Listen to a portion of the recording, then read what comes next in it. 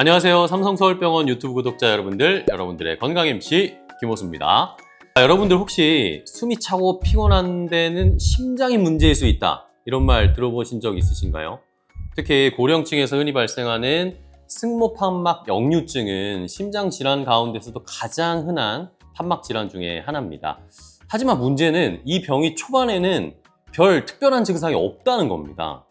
오늘은 이 승모판막 역류증이 무엇인지, 또 왜 생기는지, 그리고 수술 없이 치료할 수 있는 새로운 시술법까지 있다고 하던데 함께 알아보도록 하겠습니다.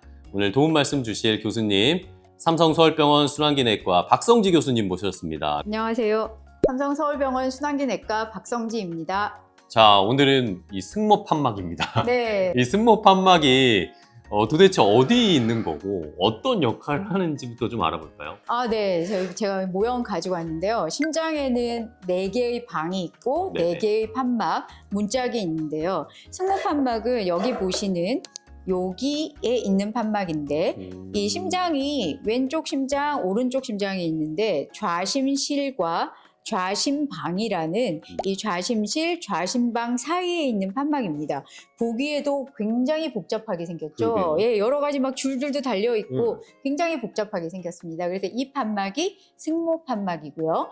이 판막이 하는 역할 자체가 좌심방에서 피가 좌심실로 이렇게 들어가거든요. 그럼 이 좌심실로 들어간 피가 대동맥 판막을 통해서 대동맥으로 나가야 되는데 안 열리게 되거나 안 다치게 되는 문제가 생기게 되면은 좌심방에서 좌심실로 피가 잘 못 가거나 아니면은 좌심실에서 좌심방으로 피가 새거나 이런 일들이 생기게 되는 겁니다. 그러면 말씀해 주신 이 승모판막이 혹시 망가지면 네. 어떤 문제가 생기는 건가요? 네. 승모판막이 망가지는 문제는 좀 전 말씀드린 것처럼 잘 안 열리게 되는 문제는 승모판막 협착증이고 네. 잘 안 다치고 판막이 계속 열려있는 문제는 승모판막 역류증, 폐쇄 부전이라고 얘기합니다. 오늘 저희가 얘기할 내용은 승모판막 역류증이고요. 좌심실에서 좌심방으로 피가 넘어가지 않아야 되는데 판막이 안 닫혀 있고 열림으로 통해서 좌심실에서 좌심방으로 피가 이렇게 새는 현상이 발생하는 병이 되겠습니다. 그러면 이 승모판막 역류증은 왜 생기는 거예요? 승모판막 역류증이 생기는 원인이 크게 두 가지로 나뉘는데요. 제가 말씀드린 것처럼 승모판막은 위치 자체가 좌심실과 좌심방 사이에 있습니다.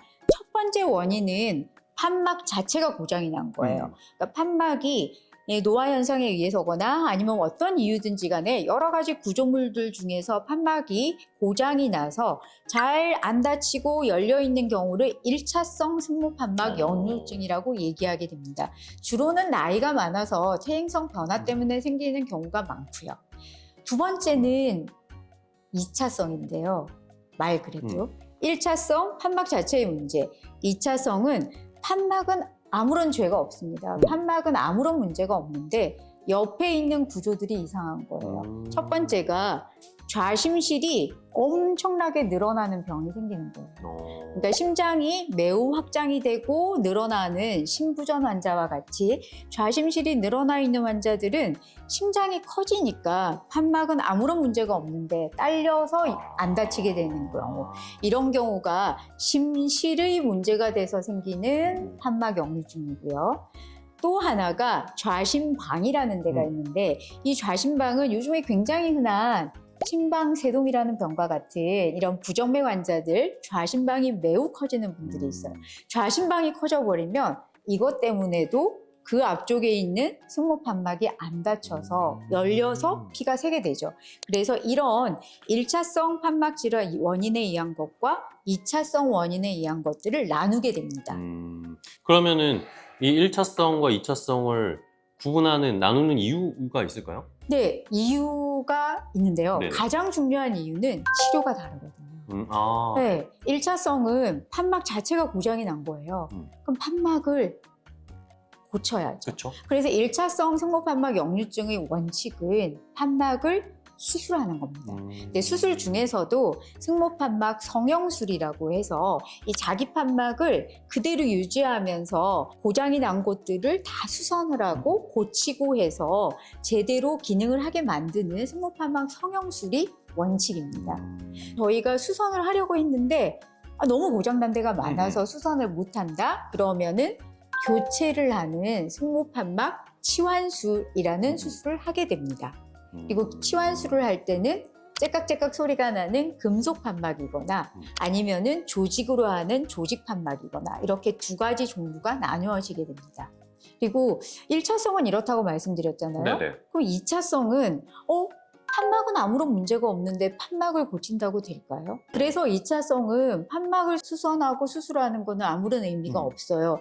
그래서 심실이 늘어나 있는 병인 경우는 이 병을 치료를 해야 되고 심방이 늘어나서 된 병들은 심방에 대한 치료를 해야 되고 이런 각각의 원인이 되는 질환들을 치료를 해야 되는데 이 치료를 아무리 열심히 해도 판막이 계속 샌다. 그리고 환자분들이 굉장히 힘들다. 이럴 때 오늘 저희가 말씀드리는 경피적 승모판막 재건술을 고려하게 됩니다. 그러면 왜 수술이 아니라 시술을 고려하는 거예요? 더 뭐라고 해야 될까요? 더 추천해 주시는 건가요? 네, 이게요. 2차성 승모판막 역류증 환자분들은 심장 기능이 매우 나쁜 경우가 많습니다. 그러니까 좌심실이 굉장히 커져 있고 또 좌심방이 굉장히 커져 있고 이런 경우에 있어서는 환자분들이 심장 기능이 떨어져 있거나 여러 가지 동반적인 질환들 때문에 전신 마취하고 개용 수술을 하는 것 자체가 굉장히 큰 부담이 돼서 수술의 위험도가 너무 높기 때문에 시술을 고민하게 되는 겁니다. 그렇군요. 그러면은 이 승모판막 역류증은 증상은 어떤지도 좀 궁금합니다. 1차성이냐 2차성이냐에 따라서 좀 다르기도 한가요? 근데 이제 이거는 비교적 비슷한 증상이 그래요? 나타나거든요. 이게 승모판막 역류증은 저희가 단계를 나누는데요. 3단계거든요. 크게 3단계. 초기냐, 중간 정도냐, 심하냐. 대신 이제 심하다고 하더라도 환자분들이 아무런 증상이 없는 분들도 있어요. 그래서 일단 승모판막 역류증은 뚜렷한 증상이 없다가 병을 알아채기가 되게 어려워요. 생기는 증상들은 조금만 걸어도 숨이 차다. 근데 숨이 차서 누워있지를 못하겠다. 자다가 자꾸 깨고 숨이 차서 가만히 앉아 있어야 된다. 다리가 붓는다. 이런 증상들이 나타나게 되는 거고요.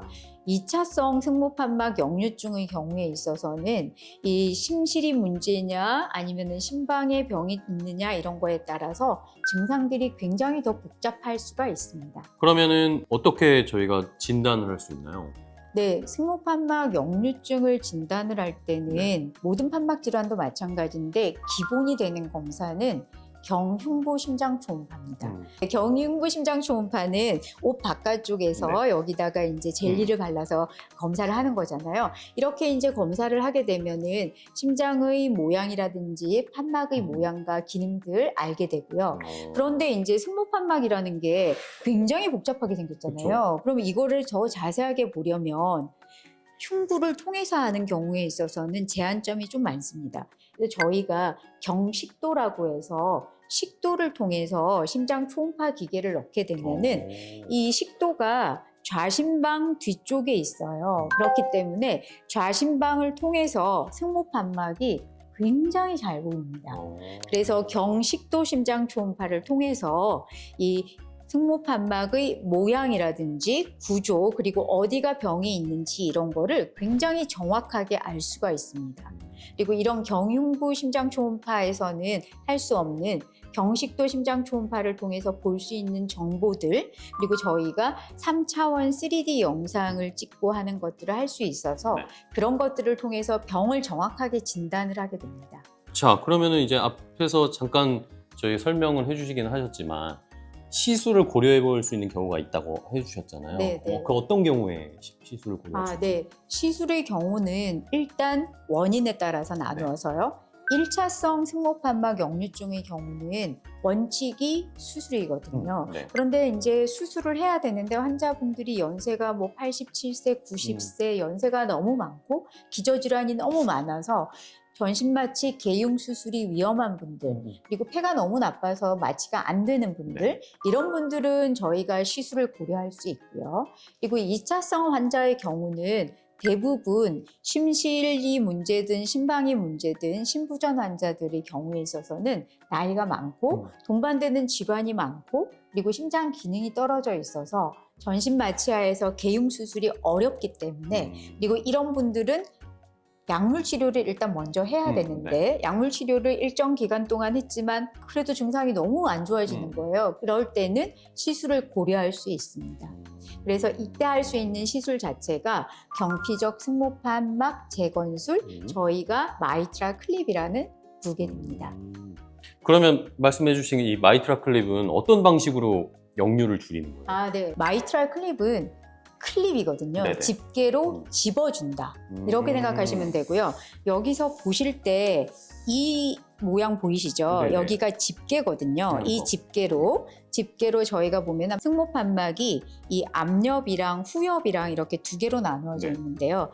이 두 개를 가운데를 집어줌으로써 구멍을 줄여주는 거예요. 그러니까 실제적으로 이만큼 새고 있었어요. 그런데 저희가 가운데를 집게를 가지고서 집어주면 이런 모양이 되잖아요. 그럼 이렇게 모양을 만들어서 역류되는 양이 이만큼 새는 거를 줄여주는 모양을 만드는 것이 이 마이트라 클립을 하게 되는 방법이고, 마이트라 클립이라는 것 자체도 개용을 하지 않고 다리에 있는 혈관을 통해서 하게 됩니다. 오늘은 이렇게 승모판막 역류증이 뭔지, 또 왜 문제가 되는지, 그리고 또 고령이나 기저질환을 가진 환자들의 치료법에 대해서 자세하게 좀 알아봤습니다. 승모판막은 한번 고장나면 점점 심장 전체에 부담을 주는 병이기 때문에 빠른 진단, 또 적절한 치료가 무엇보다 중요하다고 하는데요. 특히 수술이 부담스러운 분들에게는 새로운 또 대안이 될 수 있으니까 한번 관심 가져보시면 좋을 것 같습니다. 다음 영상에서는요, 저희가 마이트라 클립 시술이 실제로 어떻게 이루어지는지, 또 누가 받을 수 있고 시술 후의 회복에 어떤 것이 중요한지 실질적인 내용들을 조금 더 깊이 있게 다뤄보도록 하겠습니다. 계속해서 많은 관심 부탁드리고요. 오늘은 일단 여기서 마무리하도록 하겠습니다. 끝까지 함께해 주셔서 고맙습니다.